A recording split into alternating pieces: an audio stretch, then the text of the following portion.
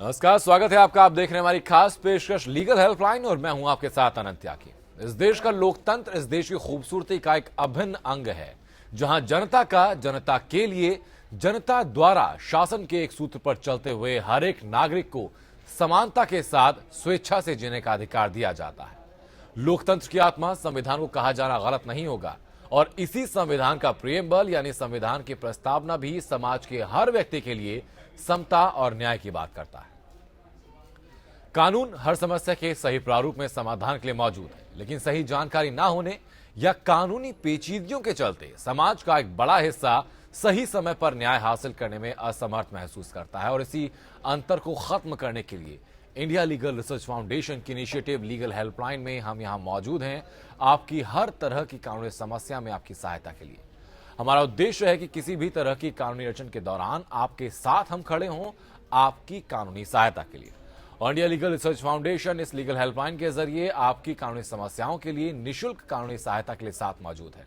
जो नंबर आप अपनी टीवी स्क्रीन पर देख रहे हैं, उन नंबर पर फोन करके आप हमसे जुड़ सकते हैं, निःशुल्क कानूनी सहायता प्राप्त कर सकते हैं। और रोजाना जैसे कि आपके सामने हम एक नए विषय के साथ आते हैं ताकि आपकी कानून संबंधी जानकारी को मजबूत कर सकें। खुदा न खास्ता अगर कभी ऐसी कानूनी अड़चन आपके सामने आती है तो पहला कदम उठाने में कम से कम आप खुद सक्षम हो, या अगर वकील कोई कदम उठाते हैं तो उन कदमों को समझने में आप सक्षम हो। इसलिए रोज एक नए विषय के साथ हम आते हैं। इस दरमियान आप हमसे किसी भी तरह की कानूनी समस्या को लेकर सहायता के लिए हमें कॉल कर सकते हैं।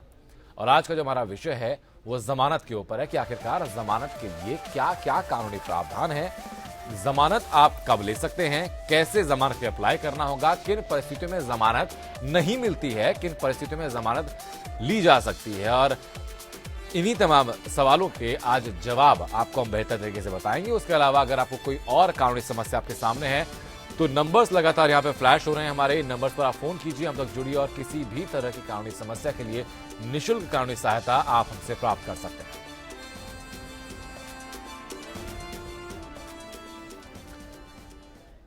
और आज हमारे साथ स्टूडियो में मौजूद हैं विक्रम सेठ, जो कि खुद एक अधिवक्ता हैं और बेहतर पकड़ रखते हैं इन तमाम चीजों पर। विक्रम, बहुत बहुत स्वागत है आपका। सबसे पहले मैं जानना चाहूंगा विक्रम कि आखिरकार जमानत का जो कंसेप्ट है, कंसेप्ट की जरूरत क्या आई, क्यों जमानत बहुत जरूरी होती है? देखिए, जमानत का जो कंसेप्ट है बहुत ही साफ है। वो इसीलिए दिया गया है कि ताकि कोई भी कन्विक्ट अक्यूज्ड जिसके ऊपर कोई एलिगेशंस हैं और वो अरेस्ट होता है और उसको जमानत पे रिहा, इसलिए जमानत दी जाती है ताकि वो उस ट्रायल को अटेंड करे और उस कोर्ट को प्रॉपरली रिस्पॉन्ड करके अपना कोर्ट में अपने गवाही दे के साबित कर पाए कि वो इस ऑफेंस में नहीं था और उसने ऐसा काम नहीं किया, और उसलिए वो कोर्ट के ऑर्डर को और इन्वेस्टिगेटिंग ऑफिसर को पूरा कंप्लाई कर पाए, इसलिए उससे जमानत ली जाती है। यानी इन्वेस्टिगेशन के दौरान जो इम्प्रिजनमेंट होता है, जो जेल में रखा जाता है या कस्टडी में रखा जाता है, उसका मोटिव सिर्फ ये होता है कि इन्वेस्टिगेशन के दौरान, हर सुनवाई के दौरान जो आरोपी व्यक्ति है वो वहां पर प्रस्तुत हो कोर्ट के अंदर, और अगर ये आदमी प्रॉमिस करता है तो उस ग्राउंड पर उसको जमानत मिल भी सकती है। जी बिल्कुल, ठीक बिल्कुल। है। इस वक्त दिल्ली से कमल कुमार हमारे दर्शक जुड़ चुके हैं हम तक। कमल, स्वागत है आपका, अपनी बात आप रखिए। मैं ये कहना चाहता हूँ कि मेरे भाई को मेरे मम्मी पापा ने घर से बेदखल कर दिया था जी। तो वो कोर्ट में हम केस भी जीत गए हैं, लेकिन वो घर को खाली नहीं कर रहा है जी। तो उसके लिए आगे हमें क्या करना चाहिए? पुलिस प्रोटेक्शन के लिए करना है, क्या करना है? तो सर, कोर्ट की तरफ से क्या आदेश पारित हुआ था कमल? कोर्ट की तरफ से ये आदेश पारित हुआ था कि ये 1 महीने के अंदर खाली कर दे और 10,000 रुपए महीने के हिसाब से इन्हें डैमरेज चार्ज दे। जी। और कितना वक्त हो गया है उसको? जी 30 मई को आया था कोर्ट का फैसला, लगभग 4 महीने हो गए हैं। ठीक है।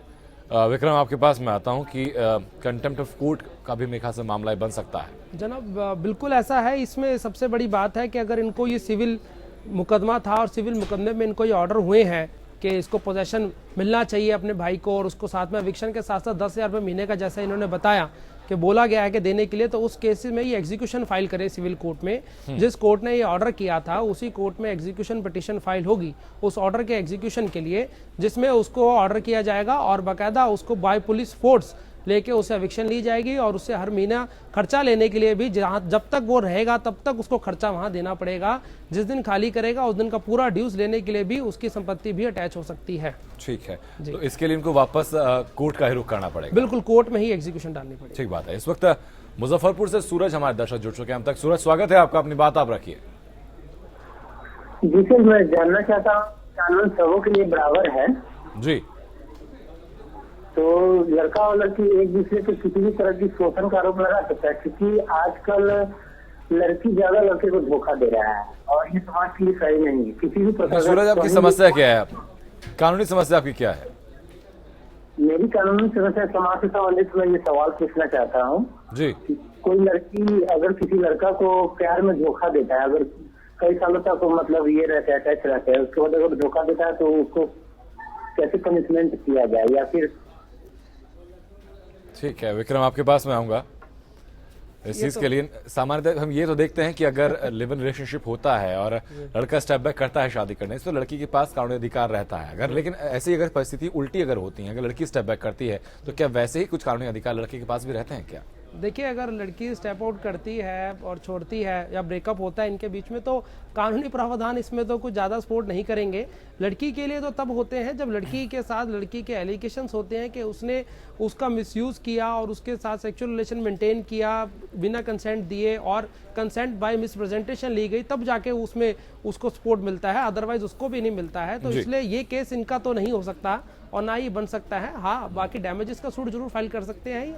It's a case of cancellation of marriage और आप अपना डैमेज क्लेम कर सकते हैं। अपना डैमेज सूट फाइल करें सिविल कोर्ट में और कंपनसेशन क्लेम करें, आपको मिलेगा। ठीक बात है सूरज, मैं उम्मीद करता हूँ कि आपकी जो समस्या रही है उसमें बेहतर सहायता आपको मिली है। विक्रम, आपके पास मैं आता हूँ कि हम दो चीजें सुनते हैं कि बेलेबल और नॉन बेलेबल ऑफेंसेस, तो दोनों में दरअसल अंतर क्या होता है? कौन से ऑफेंसेस बेलेबल होते हैं, उसमें क्या प्रावधान होते हैं? कौन से ऑफेंसेस नॉन बेलेबल होते हैं, उनमें क्या प्रावधान होते हैं? देखिए, बेलेबल और नॉन बेलेबल ऑफेंसेस दो तरह के हमारे आईपीसी में डिस्टिंक्शन दिए हुए हैं। जी। जो बेलेबल ऑफेंसेस होते हैं उसमें मैटर ऑफ राइट है बेल लेना, उसमें बेल आपको इन्वेस्टिगेशन ऑफिसर के थ्रू ही मिलेगा। यानी पुलिस ने मुकदमा दर्ज किया, बेलेबल ऑफेंस है, तो आपको पुलिस में ही जमानत, थाने में ही जमानत मिल जाएगी पुलिस स्टेशन से। नॉन बेलेबल ऑफेंस में मुकदमा दर्ज होता है तो आपको थाने से जमानत नहीं मिल सकती, इन्वेस्टिगेशन ऑफिसर जमानत नहीं दे सकता। वो जमानत लेने के लिए आपको उस कोर्ट में ही जाना पड़ेगा। प्रॉपर कोर्ट में जाके मैजिस्ट्रेट साहब ही इसमें जमानत दे सकते हैं, वो भी सब्जेक्ट टू सर्टेन कंडीशंस। वो देखेंगे आपके मुकदमे में क्या है और आपको अपना मुकदमा समझाना पड़ेगा कि वाकई में ऐसे क्या चार्जेस थे जिस कारण से आपके ऊपर लगे, क्या सर्कमस्टांसेस थे जिसके कारण चार्जेस आपके ऊपर वो लगे। जी, ठीक बात है। इस वक्त उत्तराखंड से सिमरन हमारे दर्शक जुड़ चुके हैं हम तक। सिमरन, स्वागत है आपका, अपनी बात आप रखें, कैसे आपकी सहायता हम लोग कर सकते हैं? मैं अपनी जमीन के बारे में जानकारी चाहती हूँ। जी सर, जो मेरे ना पापा के नाम का घर था जी। तो वो हमने बेच दिया था मेरे पापा ने, जो कि पापा ने बेचकर चाचा जी को पैसे दे दिए थे जी, और उनसे जमीन ले लिया था और वो पापा की डेथ हो गई है। जो घर हमने जमीन लेके बनाया था वो मेरी दादी के नाम है जी। तो वो जो जमीन जो घर बना है वो मेरी दादी मेरी मम्मी के नाम पर नहीं कर रही हैं और ना ही उसमें से कोई उन्हें हिस्सा दे रही हैं और वो मना कर रही हैं कि इनका कोई उसमें वो नहीं है, क्या नाम, हिस्सा ही नहीं है, ये मेरी बहू नहीं है। तो मैं चाहती हूँ कि ये हिस्सा कैसे दिलाया जाए। जो आपने जमीन ली थी सिमरन, क्या उसकी कुछ लिखा पढ़ी हुई थी? नहीं, वो तब तो भाई भाई सब इकट्ठे थे, तब तो कोई लिखा पढ़ी नहीं हुई थी। तो हमने पुराना घर बेच के वो पैसा चाचा को दे दिया था क्योंकि वो चाचा की जमीन थी। तो पैसा कैसे दिया गया था? चेक के थ्रू, ऑनलाइन ट्रांसफर या फिर कैश? कैश दिया गया था। ठीक है विक्रम, आपके पास मैं आऊंगा। ऐसी परिस्थिति में इनके पास क्या रास्ता रहता है? इन्होंने ये बोला कि जो जमीन ली है इनके माता जी के नाम से, यानी इनके फादर के, इनकी दादी जी के नाम से हुई। जी, ऐसा ही है। जमीन इनकी दादाजी के नाम, दादी जी के नाम से है। दादी के नाम से ली गई है। बिल्कुल, अगर दादी जी के नाम से जमीन ली गई है तो उसमें दादी जी के जितने भी हायरर्स हैं सबका उसमें हिस्सा है। ये उसमें सूट फॉर पार्टीशन फाइल करें, सूट फॉर पार्टीशन फाइल करके उसमें अपना राइट जो है क्लेम करें। इनका दिक्कत यह है कि इनका जो पुश्तैनी घर था वो उनके वालिद साहब, इनके पापा ने बेच दिया और उस पैसे से इनके चाचा से ही जमीन खरीद कर उस जमीन पर अपना घर बनाया। यानी कि जितना पूरा पैसा इनके मुताबिक है वो पूरा पैसा इन्हीं का लगा हुआ है। लेकिन वो जो जमीन ली गई थी वो उनके दादी के नाम पर ली गई थी। अब दादी वो जमीन को अपने पास ही रखना चाहती, इनको नहीं देना चाहती। नहीं, तब भी डाल सकते हैं, दादी जी के नाम से तब भी डाल सकते हैं, क्योंकि इसमें ये देखिए इनको ये सारी कहानी बतानी पड़ेगी कोर्ट में जाके कि किस तरह पैसा इनके ग्रैंडफादर का था और किस तरह वो पैसा आया और उन्होंने प्रॉपर्टी देके उनको खरीदा। ये सारी पीरियड बताना पड़ेगा। और फिलहाल इनकी दादी जी के नाम से है, तो दादी जी से अपना शेयर तो ये क्लेम कर ही सकते हैं। जी, ठीक बात है, बहुत बहुत शुक्रिया सिमरन आपका हम तक जुड़ने के लिए। विक्रम, जो ने बात की बेलेबल ऑफेंसेस की कि भाई डायरेक्ट थाने से ही आपको जमानत मिल जाती है, तो अगर थाने से जमानत हमें लेनी होती है तो उसका प्रोसीजर क्या होता है, क्या क्या रिक्वायरमेंट्स है, क्या क्या जरूरत है उस चीज़ की होती है? नहीं, उसमें देखिए रिक्वायरमेंट बड़ी साफ है। अगर जमानत तो आपको थाने से मिलनी है तो आपको जमानती चाहिए, हालांकि जमानती आपको कोर्ट में भी चाहिए। जमानती जो कि वो थानेदार एक्सेप्ट करता है वो जमानत अपना देगा, या अपने सेल्फ बॉन्ड भी एग्जीक्यूट करके बच सकते हैं, जो भी कंडीशन सेटिस्फाई होगी इन्वेस्टिगेशन ऑफिसर को वो इम्पोज वो कर सकता है जमानत देने के लिए, और आपको वो देनी पड़ेंगे। ठीक बात है। इस वक्त हर्बल बिहार से आशीष हमारे दर्शक जुड़ चुके हैं हम तक। आशीष, स्वागत है आपका, अपनी बात आप रखिए। हेलो जी आशीष। जी सर मेरा निजी भूमि मेरे दादाजी के नाम से है। आपकी आवाज हम तक साफ पहुंच नहीं पाई आशीष, अपनी बात दोहराई जरा आप। हेलो जी आशीष। जी सर, मेरा निजी भूमि जो हमारे दादाजी के नाम से है। जी। हेलो जी सर, उससे बगल में रहने वाले दादाजी ने बेच दिया है। जी। हेलो जी सर, तो इस संबंध में आशीष, आपकी आवाज दरअसल हम तक साफ नहीं आ पा रही, तो आपकी समस्या को समझने में थोड़ा दिक्कत हमें आ रही है। इंडिया लीगल रिसर्च फाउंडेशन की तरफ से आपको जल्द कॉल जाएगा, आपकी बात सुनकर जल्दी ही आप तक सहायता हमारी तरफ से पहुंचाई जाएगी। बहुत बहुत शुक्रिया आपका। सर, नॉन बेलेबल ऑफेंस की जब हम बात करते हैं, जहाँ पे कोर्ट का डिस्कशन पूरा होता है कि आपको जमानत मिलती है कि नहीं मिलती है, तो उसमें कुछ पुख्ता ग्राउंड्स क्या रहते हैं कि अगर ये परिस्थिति है तो जमानत संभवतः मिल जाएगी? देखिए, वो डिपेंड करता है कि उसके अगेंस्ट क्या चार्जेस है, नॉन बेलेबल ऑफेंस कौन सा लगा है और उसमें इन्वेस्टिगेशन कितनी प्रॉपर हो गई है, कितनी नहीं हुई है। इन्वेस्टिगेशन ऑफिसर वाकई में उसकी कस्टडी चाहता है या रिमांड चाहता है, किस तरह के उसको इन्वेस्टिगेशन और पूरी करनी है, वो सब चीज़ें देखनी पड़ेगी। और उसके साथ साथ उसका पुराना बैकग्राउंड, प्रीवियस कन्विक्शन रिपोर्ट, वाकई में क्या वो इस तरह के ऑफेंसेस में या इस तरह के चार्जेस में क्या पहले से इन्वॉल्व था कि नहीं, वो भी देखा जाएगा। और उसके साथ सब चीज़ें देखने के बाद ही उसके डिसाइड किया जाएगा कि वाकई में से जमानत दी जाए या नहीं दी जाए। और जमानत देते हुए भी जैसा बिल्कुल ये देखेंगे कि 437 में जो जमानत दी जाएगी, उस जमानत में कौन सी कंडीशन इस पर इम्पोज की जाए फर्दर, ताकि ये फर्दर भी कोर्ट को कंप्लायंस देता रहे और फर्दर भी उस ट्रायल के लिए हमेशा अवेलेबल रहे। तो इस तरह का कंडीशन हमेशा कोर्ट में रोज इम्पोज होती है। ठीक है, इस वक्त सौम्या हमारे दर्शक जुड़ चुके हैं हम तक। सौम्या, स्वागत है आपका, अपनी बात आप रखिए। हाँ सर, मैं जानना चाहती हूँ कि हमारे ना डाक खाने में पोस्ट ऑफिस में पैसा है जी। तो सर वो पैसा पापा के नाम था, पापा के बाद मम्मा नॉमिनी है, मम्मा के बाद मैं नॉमिनी हूँ जी। तो पापा की डेथ हो गई है। तो पापा की डेथ होने के बाद मम्मा की जो दिमागी हालत है वो ठीक नहीं है। तो हमने इससे बीच में पैसा निकलवाया जरूरत में। तो पहले तो जो वहाँ के बैंक डाक खाने के जो मेन बंदा मैनेजर होता है, उन्होंने पहले तो हमें निकलवा के दे दिया पैसा जी। तो अब वो पैसे देने को मना भी कर रहे हैं और कहते हैं कि मम्मा को लेके आओ। और मम्मा की जो दिमागी हालत है वो ठीक नहीं है, दादी जाती हैं या कोई भी साथ में जाता है तो वो देते नहीं है। तो मैं ये जानना चाहती हूँ कि अगर हमें जरूरत पड़ेगा वो पैसे लाना हो तो हम क्या करें? ठीक है विक्रम, आपके पास मैं आऊँगा कि ऐसी परिस्थितियों में कैसे इनकी सहायता हम लोग कर सकते हैं? देखिए, उसमें तो अगर पहले इनके मदद कर दी है पोस्ट मास्टर साहब ने और उनको पैसा दे दिया निकाल के, तो वो किस कंडीशंस में दे दिया वो भी देखना पड़ेगा। अगर ऐसे तो वो दे भी नहीं सकते, अगर अब नहीं दे रहे तो पहले कैसे दे दिया, और अगर पहले दे दिया तो अब क्यों नहीं दे रहे। ये कुछ चीज़ें हैं कि मतलब आपके अगर गुडविल पे उन्होंने दे दिया है और अब नहीं दे रहे, तो उस बेसिस पे या तो ये है कि वो अकाउंट को आप अपने नाम पे ट्रांसफ़र कराएं, तभी वो पॉसिबल है। और उसके अलावा इसमें और कोई चारा नहीं है। आपकी मदर को वहाँ पे कुछ ना कोई रिप्रेजेंटेशन या अटॉर्नी या कुछ ना ऐसा बना के देना ही होगा, ताकि वो आप लोगों के फेवर में ट्रांसफर करें। ठीक है, इस वक्त गुजरात से अर्जुन हमारे दर्शक जुड़ चुके हैं हम तक। अर्जुन, स्वागत है आपका, अपनी बात आप रखिए।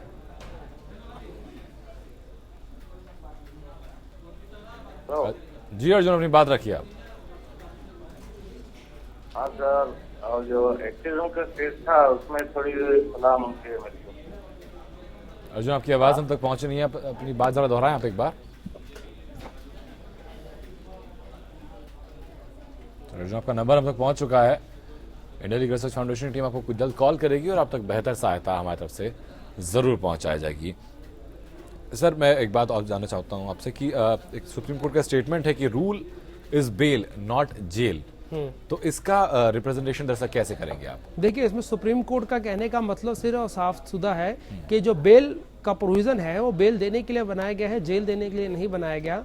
आपको बेल मिलेगी, जमानत मिलेगी, लेकिन जमानत देने के लिए आपको कंप्लाई करना पड़ेगा कुछ सर्टेन कंडीशंस, और आपको कोर्ट को जस्टिफाई करना पड़ेगा कि वाकई में जमानत देने के कारण आपके पास इस केस में सक्सीड होने के कुछ चांसेस हैं। क्या वाकई में जो ये मुकदमा है ये आपके खिलाफ एक झूठा मुकदमा है और गलत बना है? इस तरह के आपको एविडेंस देना पड़ेगा, कुछ ना कुछ कोर्ट को प्रॉपर कन्विंस करना पड़ेगा, तभी कोर्ट को समझ आएगा कि वाकई में जमानत बनती है।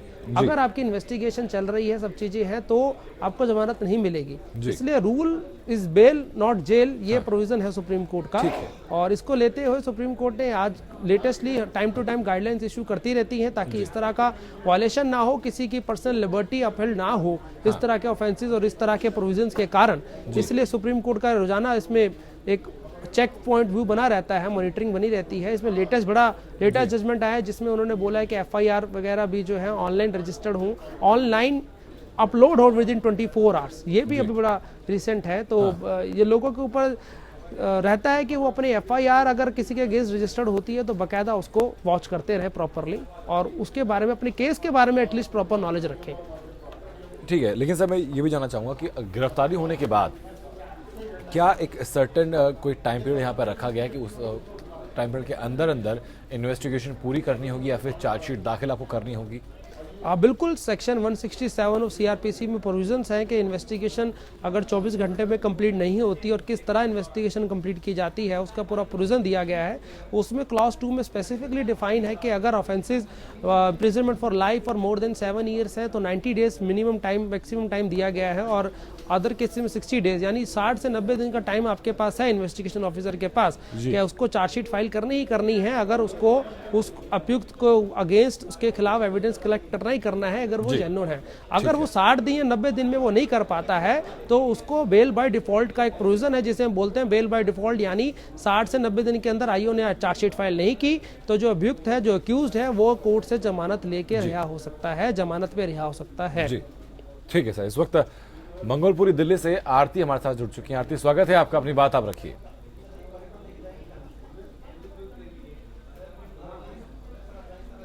चलिए आरती, आपका नंबर हम तक पहुंच गया है। India legal research foundation team जल्द आपको कॉल करेगी, आपकी समस्या सुनकर सहायता आप तक पहुंचाई जाएगी। इस वक्त गया से राजेश हमारे दर्शक जुड़ चुके हैं हम तक। राजेश, स्वागत है आपका, अपनी बात आप रखिए।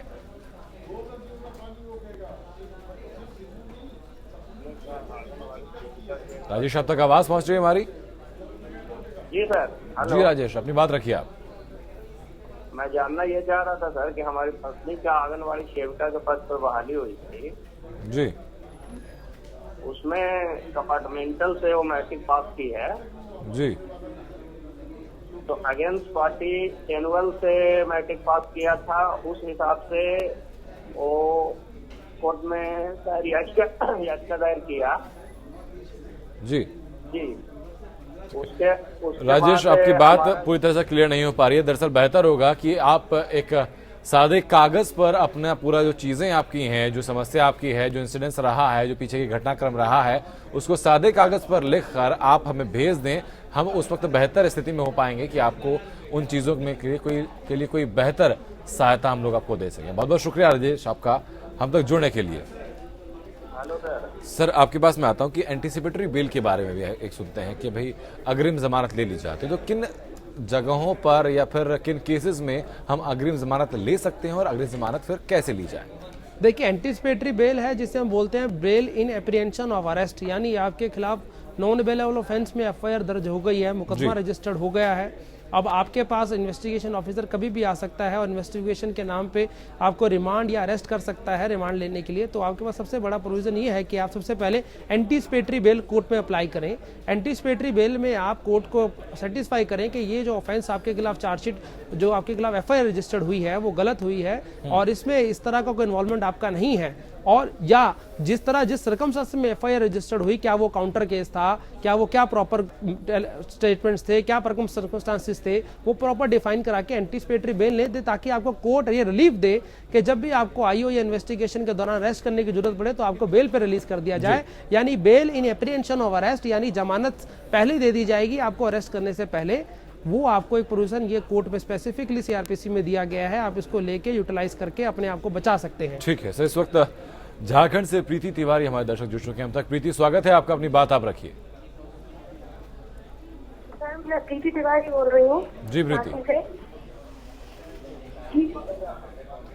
मैं झांसी से प्रीति तिवारी बोल रही हूँ। मुझे मेरे ससुराल वालों ने कुछ महीने पहले ही अलग किया था, बस 3 महीने को, क्योंकि वो मुझे रख नहीं रहे थे।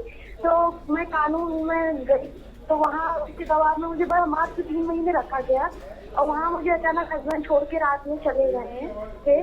तो मैं अपने ससुराल गई तो वहाँ उन्होंने कुछ पुलिस और गार्ड लेडीज के थ्रू मुझे बाहर निकाल दिया गया था। तो मैं परामर्श में भी मेरा गया, मेरे हस्बैंड लिख जाते कि मैं ले जाऊंगा, पर ले नहीं जाते मुझे जी। कुछ पुलिस वाले थे उनके उसमें तो मेरी सुनवाई नहीं हो रही, तो मैं सर क्या प्रोसेस करूं जिससे मुझे हेल्प मिले। ठीक है, बहुत परेशान होती हूँ। ठीक है प्रीति, आपकी बात हम समझ रहे हैं। विक्रम, क्या रेस्टिट्यूशन ऑफ कॉन्जुगल राइट्स के बारे में जो पढ़ते हैं वो यहाँ पर इनके काम आ सकता है? बिल्कुल काम आ सकता है, अगर उसको निकाल दिया, सेक्शन 9 की पिटीशन लगाए फैमिली कोर्ट में जाके रेस्टिट्यूशन ऑफ कंजुगल राइट्स, ताकि इनको जो इनके साथ गलत हुआ है, इनको घर मैट्रिमोनियल हाउस से जो निकाल दिया गया है, ये मैट्रिमोनियल हाउस खत्म हो रहा है, उसके लिए कर सकते हैं। इसके साथ साथ डोमेस्टिक वायलेंस का भी केस बनता है। डोमेस्टिक वायलेंस एक्ट में भी ये जाके पूरा डोमेस्टिक वायलेंस कंप्लेंट फाइल कर सकते हैं मैजिस्ट्रेट के पास, ताकि इनके खिलाफ इन्वेस्टिगेशन ऑफिसर जो है, जो प्रोटेक्शन ऑफिसर है, अपनी रिपोर्ट बना के दे सके कि वाकई में इनके साथ किसी तरह का कोई वायलेशन तो नहीं हो रहा। ताकि जैसे इनका कहना था कि पुलिस ने इनकी नहीं सुनी, तो वो डोमेस्टिक वायलेंस का केस डालते ही वहां पे जरूर एक्शन होगा, कोई ना कोई इनकी कार्रवाई जरूर होगी। ठीक है, लेकिन इनको मैं चाहूंगा कि आप आसान भाषा में समझाएं कि पहला कदम इनको क्या और कैसे उठाना होगा। देखिए, सबसे पहले तो इनको सबसे पहले करना है ये डोमेस्टिक वायलेंस की कंप्लेंट फाइल करें, यानी घरेलू हिंसा की शिकायत दर्ज करें। उसमें ही सब ऑर्डर होंगे, उसमें वो पूरा एक क्लस्टर ऑफ प्रोटेक्शंस है, उसमें सारी प्रोटेक्शंस है, वो फाइल करें। वो फाइल करते ही इन्वेस्टिगेशन ऑफिसर जो है, प्रोटेक्शन ऑफिसर जो पॉइंट होंगे, वो जाके देखेंगे, इसमें इन्वेस्टिगेट करेंगे और उसी में इनको कोई ना कोई रिलीफ जरूर मिलेगी। ठीक है प्रीति, मैं उम्मीद करता हूं कि जो बातें विक्रम ने कही हैं कि आप घरेलू हिंसा की शिकायत दर्ज कराइए, उसके बाद केस दर्ज कराइए और उसी में आपको हर तरह की सुरक्षा मिल जाएगी। और कोर्ट की तरफ से अगर स्थिति सही रहती है, आपका केस सही दिशा में आगे बढ़ता है, तो कोर्ट की तरफ से ये निर्देश भी दिए जाएंगे कि भाई आपको वापस अपने ससुराल में रखा जाए, वो भी हिफाजत से आपको दिया जाए, सब चीजें प्रोटेक्शन हो, सब दिया जाए। ठीक है, बहुत बहुत शुक्रिया प्रीति आपका हमसे जुड़ने के लिए, और बहुत बहुत शुक्रिया विक्रम आपका भी हमसे जुड़ने के लिए, बेहतर जानकारी जमानत के बारे में देने के लिए, जो दर्शकों की समस्याएं हमारी थी उनमें बेहतर उनकी सहायता करने के लिए। इंडिया लीगल रिसर्च फाउंडेशन की इनिशिएटिव लीगल हेल्पलाइन का एकमात्र उद्देश्य है कि जो भी लोग हैं जो न्याय की पहुंच से दूर हैं या किसी भी तरह की कानूनी उलझन के चलते न्याय नहीं पा पाते, उनके लिए हम यहां मौजूद हैं, आपके लिए हम यहां मौजूद हैं, आपकी हर तरह की कानूनी समस्या में आपकी बेहतर कानूनी सहायता के लिए। नमस्कार।